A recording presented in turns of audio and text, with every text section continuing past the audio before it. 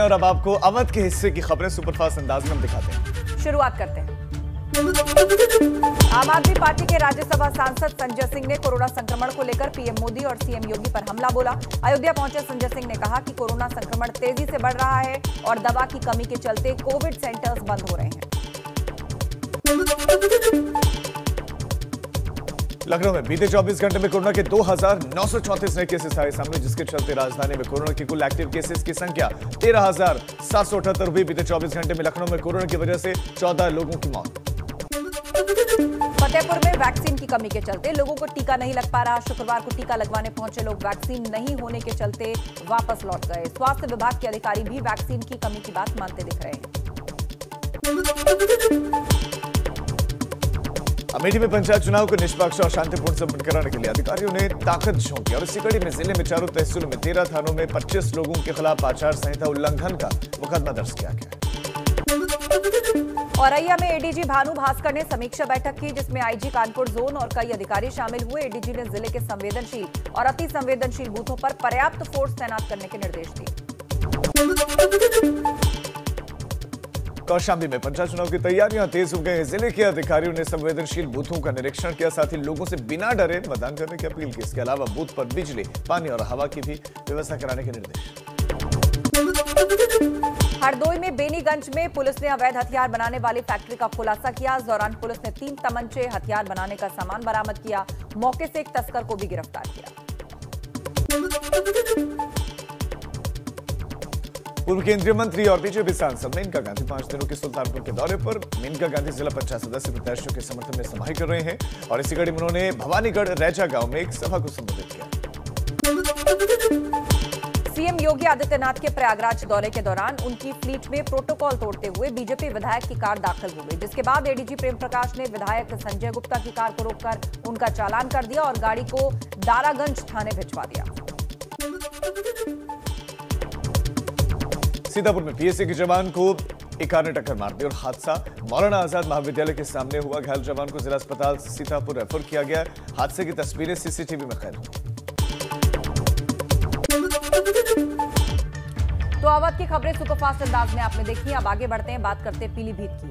Sungarhi police को checking के दौरान बड़ी सफलता हाथ लगी है। पंचायत चुनाव को लेकर इस्लामनगर में अवैध असलाहा बनाकर पंचायतों में से सप्लाई किया जा रहा था। इसे लेकर पुलिस ने मौके से अवैध असलाहा समेत असलाहा बनाने के उपकरणों और 2 अभियुक्तों को गिरफ्तार कर जेल भेज दिया है।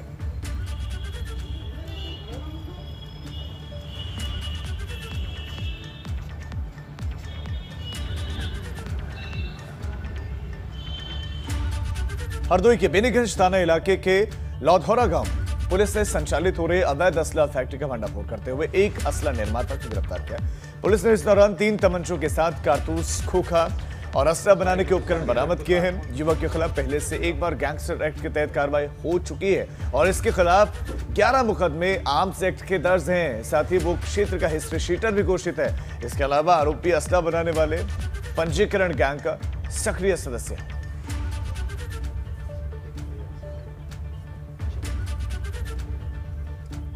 उधर लखनऊ के जानकीपुरम के सहारा स्टेट में चल रहे अंतर जनपदीय सट्टेबाजों के गिरोह को पुलिस ने पकड़ लिया है। पुलिस ने 28 लोगों को गिरफ्तार करते हुए 10 लाख की नकदी समेत 8 बाइक्स बरामद की। बताया जा रहा है कि इस गिरोह का पर्दाफाश करने के लिए पहले सहारा स्टेट में पुलिस ने छापेमारी की, लेकिन ये गिरोह पुलिस को चकमा देते हुए जानकीपुरम गार्डन में छिपक गया। उसी जगह से कारोबार को जोर शोर से ये चलाने लगा। इस सूचना पर उत्तरी जोन की क्राइम टीम ने घेराबंदी करते हुए सभी लोगों को अंदर ही कैद कर लिया। तभी स्थानीय पुलिस को सूचना देते हुए 28 आरोपियों की गिरफ्तारी हुई है।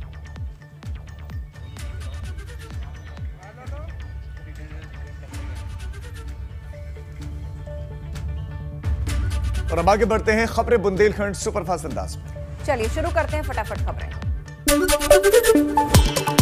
प्रदेश के स्वास्थ्य मंत्री जयप्रताप सिंह आज झांसी के दौरे पर रहेंगे। इससे पहले स्वास्थ्य मंत्री सुबह करीब 10:30 बजे कानपुर जाएंगे। यहां डीएम, एसपी और सीएमओ और नोडल अधिकारियों के साथ कोरोना के बढ़ते संक्रमण को लेकर समीक्षा बैठक करेंगे। चित्रकूट में पंचायत चुनाव के दूसरे चरण में नामांकन करने वाले प्रत्याशियों के दस्तावेजों की जांच में इस जांच में ये प्रक्रिया चलेगी। आज भी प्रशासन ने इलाके में सुरक्षा व्यवस्था के पुख्ता इंतजाम किए। जालौन में पंचायत चुनाव को लेकर प्रशासनिक अधिकारियों ने प्रत्याशियों और ग्रामीणों के साथ चौपाल लगाई। इस दौरान अधिकारियों ने चेतावनी दी कि ग्रामीणों को लालच देने वालों पर सख्त कार्रवाई होगी। साथ ही सभी से बेखौफ होकर वोट देने की अपील की गई।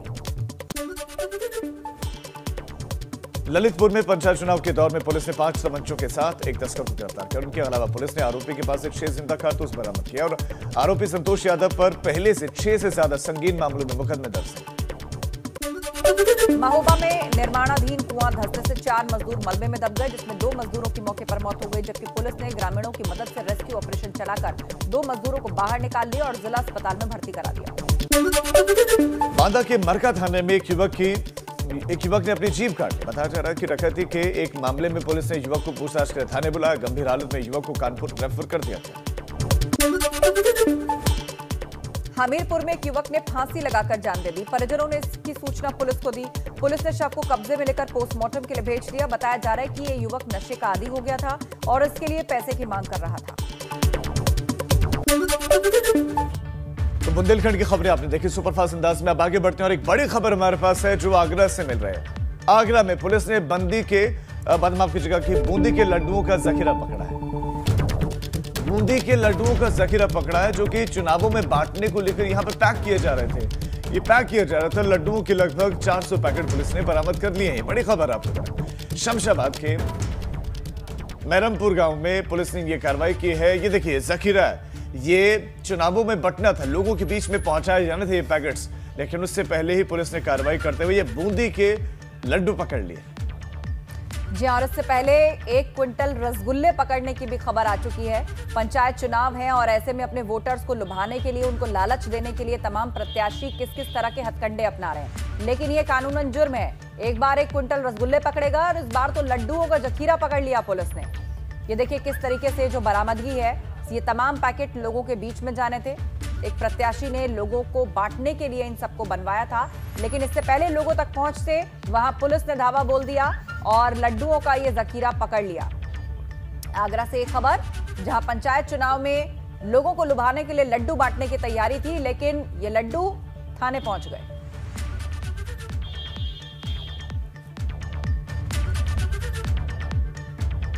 उधर मेरठ में मेडिकल कैंपस में निरीक्षण करने पहुंचे चिकित्सा शिक्षा मंत्री सुरेश खन्ना ने अधिकारियों को जमकर फटकार लगाई। दरअसल मेडिकल कॉलेज में अवैध रूप से कब्जा जमाए बैठे एम्बुलेंस चालकों को देखने के बाद मंत्री जी का पारा 7वें आसमान पर चढ़ गया। इस दौरान अवैध रूप से घूम रहे लगभग दर्जन भर एम्बुलेंस को सीज भी कर दिया गया, तो कुछ को चेतावनी देकर छोड़ दिया गया।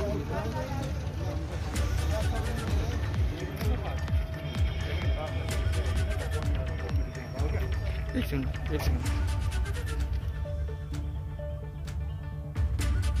अलीगढ़ के लोधा थाना में एक युवती ने एक विशेष धर्म के युवक पर नाम बदलकर शादी करने का आरोप लगाया और युवती के अनुसार उसने नाम बदलकर अशोक राजपूत अपना नाम बताया और युवती से शादी भी रचाई थी और उनका एक बेटी भी है। लेकिन सच्चाई सामने आने के बाद खुद को ठगा महसूस होता देख युवती ने आरोपी युवक के खिलाफ कठोर कार्रवाई करने की मांग की है। पुलिस मामले में जांच कर रही है।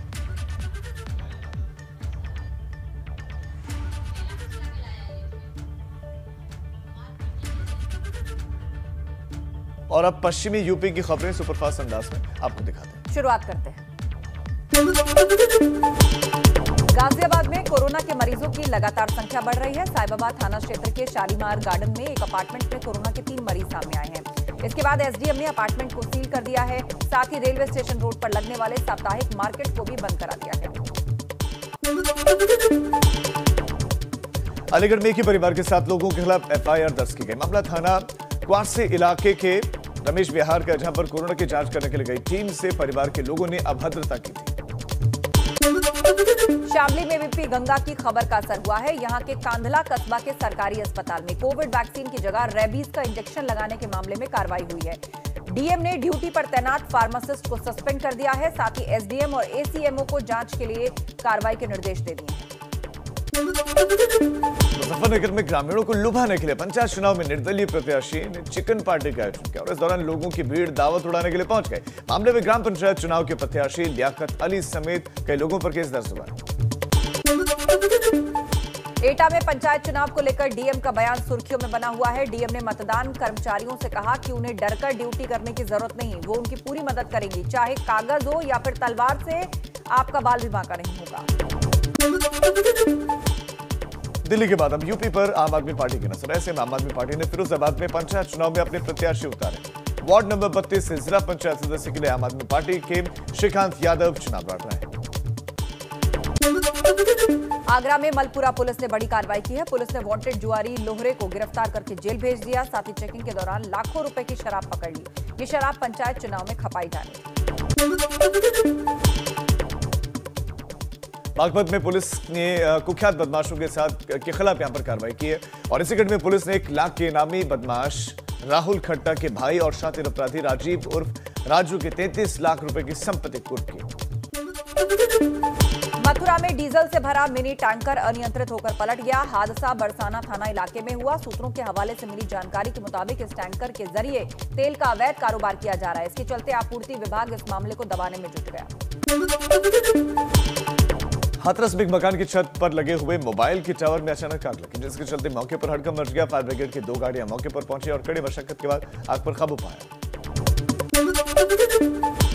बिजनौर में पटाखा फैक्ट्री में आग से झुलसकर मरने वाले मजदूरों के परिजनों ने हंगामा किया। मृतक के परिजनों ने शव को सड़क पर रखकर जाम लगा दिया।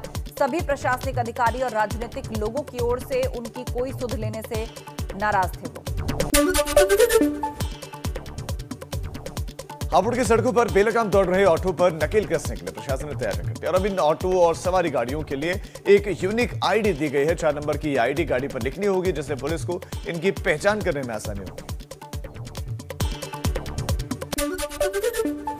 तो पश्चिमी यूपी की खबरें सुपरफास्ट अंदाज में आपने देखी और अब एक बड़ी खबर कुंभ से जुड़ी हुई। हरिद्वार में 12 और 14 अप्रैल को होने वाले शाही स्नान की तैयारियां आखिरी दौर में है और माना जा रहा है कि आज से ही श्रद्धालु भारी तादाद में कुंभ नगरी पहुंचने लगेंगे। इसके लिए श्रद्धालुओं को 100 शटल का इंतजाम किया गया है। साथ ही रेलवे की ओर से हरिद्वार से श्रद्धालुओं के लिए 25 ट्रेनें चलाई गई हैं। इसके साथ महाकुंभ में आने वाले यात्रियों की कोरोना जांच भी की जाएगी। राज्य की सीमाओं पर सघन चेकिंग की वजह से श्रद्धालुओं के कम आने की संभावना भी जताई जा रही है। तो 12 और 14 अप्रैल को शाही स्नान की तैयारियां अब आखिरी दौर में है। श्रद्धालुओं के लिए 100 शटल्स का इंतजाम किया गया है। रेलवे ने श्रद्धालुओं के लिए 25 ट्रेनें चलाई हैं। बॉर्डर पर सघन चेकिंग से हालांकि श्रद्धालुओं की संख्या कम रह सकती है, इसका भी अंदेशा जताया जा रहा है। शाही स्नान के दिन हरिद्वार आने वाली ट्रेन सामान्य रूप से आएंगी, लेकिन ट्रेनों के लिए ज्वालापुर को स्टॉपेज बनाया गया, जहां पर सभी ट्रेन रुकेंगी। साथ ही हरिद्वार स्टेशन पर होने वाली भीड़ को निकालने के लिए भी खास व्यवस्था की गई है। कुंभ में होने वाले शाही स्नान के लिए रेलवे ने अपनी तैयारियां पूरी कर ली। नॉर्दर्न रेलवे के महाप्रबंधक आशुतोष गगल ने हरिद्वार स्टेशन का निरीक्षण किया है।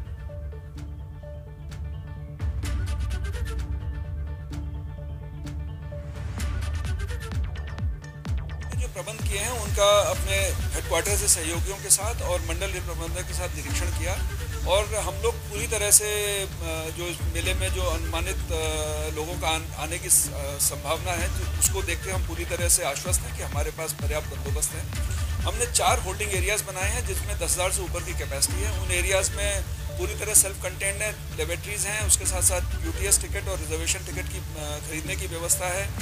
उसके साथ साथ हमने जो रिजर्वेशन ओनली ट्रेन है वो तो चलाई हुई थी और ज्वालापुर में एक अतिरिक्त स्टॉप देने की व्यवस्था करी है, जिससे वहाँ से क्राउड कंट्रोल हो सके और जो लोग ज्वालापुर उतर के स्नान के लिए जाना चाहते हैं वो वहाँ से निकल सके। साथ साथ हमने 25 रेक यहाँ पे जो रेलवे के मेला अधिकारी हैं और मंडल के डिस्पोजल पे दे दिए हैं कि वो आने वाली भीड़ को देखते हुए उन गाड़ियों को ये चला के यूटीएस के जरिए लोगों को यहाँ से निकलने में सहयोग दे सकें। ज्यादा जानकारी के लिए रुक करेंगे पंकज राणा का। हमारे सहयोगी हमारे साथ लाइव जुड़ रहे हैं हरिद्वार से। पंकज, बताइएगा प्रशासनिक इंतजाम और आज से कहा जा रहा है कि बड़ी संख्या में लोग पहुंचना शुरू हो जाएंगे, लेकिन कोविड के चलते क्या ये संख्या वाकई इस तादाद में रह पाएगी जैसा कि कुंभ में पहले शाही स्नान से पहले हर बार हमें देखने को मिलती रही? बिल्कुल ऐसा देखिए, ऐसा बिल्कुल नहीं लग रहा है कि जितने कुंभ हुए हैं उनके बराबर हरिद्वार में संख्या हो सकती है, क्योंकि यहाँ पर अभी भी श्रद्धालुओं की संख्या बहुत कम है। बाजारों में सामान्य दिनों की तरह ही जो नजर आ रहा है पूरी तरह। और यहाँ हर की पौड़ी की बात की जाए तो हर की पौड़ी पर भी जो सामान्य दिनों की तरह भीड़ होती है वही भीड़ अभी भी हर की पौड़ी पर है। कुंभ में जो एक भीड़ होनी चाहिए थी वो भी नजर नहीं आ रही है। कोरोना की वजह से काफी कमी आई है लोगों की संख्या में, और अभी भी ये माना जा रहा है कि आज श्रद्धालुओं की संख्या नहीं होती है तो फिर सामान्य तौर पर ही श्रद्धालुओं की संख्या कुंभ के दौरान नजर आएगी। 2 शाही स्नान है, 12 तारीख को शाही स्नान है, 14 तारीख को शाही स्नान है। हालांकि मेला प्रशासन के साथ साथ जो तमाम साधु संत है उनकी तैयारियां पर्याप्त हो गई है, और मेला प्रशासन ने एक भव्य तौर पर तैयारी की है, हर तरह से व्यवस्थित करने के लिए कोशिश की है। बसों की व्यवस्था की है, ट्रेनों के संचालन की अलग व्यवस्था की है, उसके साथ साथ होल्ड अप एरिया बनाए हैं ताकि किसी तरह की भीड़ अगर होती है तो उसको नियंत्रण किया जाए। 25 ट्रेनों का संचालन किया जाएगा। पंकज, रेलवे की तरफ से जो विशेष व्यवस्थाएं की गई हैं उसके बारे में आप दर्शकों को बताएं कि जो रेलवे से आएंगे तो उनका स्टॉपेज कहां पर होगा और रेलवे की तरफ से क्या विशेष व्यवस्थाएं हैं? बिल्कुल अजीब, देखिए रेलवे की तरफ से विशेष व्यवस्था ये की गई है कि 25 ट्रेनें इधर से चलाई जाएंगी जो हरिद्वार से यात्रियों को लेकर अलग अलग स्थानों तक जाएंगी। उधर से हरिद्वार आने के लिए कोई विशेष ट्रेनों का संचालन नहीं किया गया है। जो सामान्य ट्रेनें हर रोज चलती हैं हरिद्वार के लिए वही चलाई जा रही है, क्योंकि इसके दौरान ये सूचना मिली थी कि मुख्य सचिव ने एक पत्र रेलवे प्रशासन को लिखा है और हरिद्वार आने वाली ट्रेनों को रद्द करने की मांग की थी, लेकिन रेलवे ने अभी इसको ऐसा कुछ स्वीकार नहीं किया है। कोई भी ट्रेन रद्द नहीं की है। हरिद्वार से 25 ट्रेनें यात्रियों को ले जाने के लिए ज्वालापुर में टॉपिक बनाया है, यदि भीड़ ज्यादा होती है। पंकज, एक और खबर यह है कि जो अखाड़ा परिषद के अध्यक्ष हैं वो इस बात को लेकर नाराज हैं कि जो बाहर से श्रद्धालु आ रहे हैं हरिद्वार के लिए उनसे उत्तराखंड की पुलिस कुछ ज्यादा ही सख्ती कर रही है, और मुख्यमंत्री से भी उन्होंने इस बात की शिकायत की है। इस खबर में कितनी सच्चाई है और नाराजगी, क्या वाकई इतनी ज्यादा सख्ती हो रही है? बिल्कुल अजीब, ये बात सही है। अखाड़ा परिषद के अध्यक्ष नरेंद्र गिरी ने इस बात को लेकर नाराजगी जताई है। कल उन्होंने वी गंगा से बात भी की थी। उन्होंने साफ तौर पर कहा है कि मुख्यमंत्री से उसकी शिकायत करेंगे, और कल उन्होंने मुख्यमंत्री से अपनी बात को रखा भी है उनके सामने। और मुख्यमंत्री ने ये कहा है कि जो भी चीजें होंगी बॉर्डर एरियाज पर, लेकिन कोरोना का नियमों का सबको पालन करना होगा। चिड़ियापुर नारसन बॉर्डर सहारनपुर के आसपास के एरिया में जो पुलिसकर्मी है वो अभद्रता कर रहे हैं, और इस तरह की सूचना मिली है कि जो वहाँ के स्थानीय लोग हैं वहाँ लोगों को फर्जी तौर पर कोरोना नेगेटिव सर्टिफिकेट बांट रहे हैं, उनके जरिए एंट्री की जा रही है और अभद्रता भी की जा रही है। हालांकि इस पर अब आगे कार्रवाई की जा रही है। मुख्यमंत्री से इसकी शिकायत की गई है और अब उन्होंने ये निर्देश दिए हैं कि सभी श्रद्धालु से विनम्रता से बात की जाए, उनको आने से न रोका जाए। जिसके पास कोरोना की नेगेटिव रिपोर्ट है वो उनको भेजा जाए, और जिनके पास नहीं है उनकी जांच बॉर्डर पर ही की जाए, लेकिन स्नान से किसी को यात्री को भी नहीं रोका जाएगा। जी हाँ, बिल्कुल। तो ये आश्वासन प्रशासन की तरफ से दिया गया है। बहुत शुक्रिया पंकज चर्चा के लिए। उधर उत्तराखंड की तीरथ रावत सरकार ने पूर्व मुख्यमंत्री त्रिवेंद्र रावत के एक और फैसले को पलटते हुए गैरसैंण को कमिश्नरी बनाने के फैसले को स्थगित कर दिया है। आपको बता दें, पूर्व सीएम त्रिवेंद्र सिंह रावत ने गैरसैंण को कमिश्नरी बनाने का फैसला लिया था। इसके बाद से ही इसे लेकर विरोध शुरू हो गया था, लेकिन जब तीरथ सिंह रावत ने उत्तराखंड की कमान संभाली तभी से गैरसैंण पर लिए गए फैसले को बदलने की चर्चाएं चल रही थी। शुक्रवार को हुई उत्तराखंड कैबिनेट की बैठक में गैरसैंण को कमिश्नरी बनाने के निर्णय को स्थगित कर दिया गया। वहीं उत्तराखंड में कोरोना के लगातार बढ़ते मामलों को देखते हुए राजधानी देहरादून में नगर निगम में आने वाले इलाकों में रात 10 बजे से सुबह 5 बजे तक नाइट कर्फ्यू लगाने का फैसला लिया गया। कोविड के बढ़ते केसेस को देखते हुए देहरादून के कालसी चक्रोता क्षेत्र को छोड़कर हरिद्वार, नैनीताल के नगर पालिका क्षेत्र, नगर निगम हल्द्वानी में पहले से 12वीं तक के स्कूल 30 अप्रैल तक बंद कर दिए गए हैं। वहीं शासकीय प्रवक्ता सुबोध उनियाल ने क्या कुछ कहा, एक बार आपको सुनवाते हैं। कैबिनेट में मंत्रिमंडल ने 22 महत्वपूर्ण बिंदुओं पर निर्णय लिया है, जिनमें जो गैरसैंण में नई कमिश्नरी बनाने का जो निर्णय था, मंत्रिमंडल ने उस निर्णय को स्थगित करने का निर्णय लिया। कोविड की जो लगातार संक्रमण फैल रहा है, उस संक्रमण के फैलने की स्थिति को देखते हुए रात्रि कर्फ्यू देहरादून नगर निगम क्षेत्र में रात्रि 10 बजे से और 5 बजे तक इसको लगाने का निर्णय हुआ है। और इसमें जो गाड़ियां आ रही जा रही हैं, जो देहरादून शहर को क्रॉस करके आगे जा रहा हो कोई व्यक्ति, शादी ब्याह का हो, इसके अलावा जिस तरह से पिछले तमाम दौरान आपने देखा होगा जो रिलैक्सेशन थे, जिन जिन लोगों को छूट है वो छूट उस तरह बरकरार रहेगी। चलिए आगे बढ़ते हैं और उत्तराखंड की खबरें सुपरफास्ट अंदाज में आपको दिखाते हैं। शुरुआत करते हैं। एक और सरकार का निर्देश है कि कोरोना की जांच रिपोर्ट साथ नहीं लाने वाले श्रद्धालु कुंभ में स्नान करने नहीं आएंगे। तो दूसरी ओर अखाड़ा परिषद के अध्यक्ष नरेंद्र गिरी ने इसको लेकर नाराजगी जताई। उन्होंने कहा, पुलिस कुंभ में आने वाले श्रद्धालुओं से अच्छा व्यवहार नहीं कर रही। वैक्सीन की कमी की आशंका चलते रुड़की सिविल हॉस्पिटल में लोग बड़ी तादाद में टीका लगवाने के लिए पहुंच रहे हैं। हालांकि रुड़की में ज्यादातर सेंटर्स पर लोगों को कोविड वैक्सीन पर्याप्त मात्रा में मिल रही है। रुड़की आईआईटी में अब तक 90 छात्र कोरोना पॉजिटिव आ चुके हैं, जिसके बाद अब आईआईटी प्रबंधन सुरक्षा को लेकर अलर्ट हो गया है। आईआईटी के गेट पर सुरक्षाकर्मी खास सतर्कता बरत रहे हैं। थर्मल स्क्रीनिंग के बाद ही किसी को एंट्री दी जा रही है। देहरादून में गुरुवार को स्टेट फॉरेस्ट सर्विस के 14 अधिकारी कोरोना संक्रमित मिले हैं और इसके बाद से उनके जो भी कांटेक्ट में आए हैं उन लोगों को ट्रेस किया गया। इस बीच में 5 लोग कोविड पॉजिटिव मिले। उत्तरकाशी में अप्रैल में 15 हेक्टेयर वन जलकर खाक हो गया। वन विभाग अब घर घर जाकर जागरूकता अभियान चला रहा है। साथ ही आने वाले फायर के पीक सीजन को लेकर वन विभाग खासा योजना तैयार कर चुका है। इसके तहत शासन ने नोडल अधिकारी जिलों में भेजे हैं। हरिद्वार में वीएचपी की केंद्रीय मार्गदर्शन मंडल की बैठक हुई और बैठक का शुभारंभ अखंड परमधाम के स्वामी परमानंद महाराज ने किया। मुख्यमंत्री तीरथ सिंह रावत ने भी बैठक में हिस्सा लिया। इस दौरान साधु संतों ने मंदिरों में सरकारी अधिग्रहण पर अपनी नाराजगी जताई। देहरादून में आवास विभाग और शहरी विकास विभाग से जुड़ी समीक्षा बैठक आयोजित की गई। बैठक में कैबिनेट मंत्री बंशीधर भगत ने अधिकारियों को जरूरी दिशा निर्देश दिए। साथ ही उन्होंने कहा कि स्मार्ट सिटी जैसे निर्माणाधीन परियोजनाओं के काम में तेजी लाई जाए।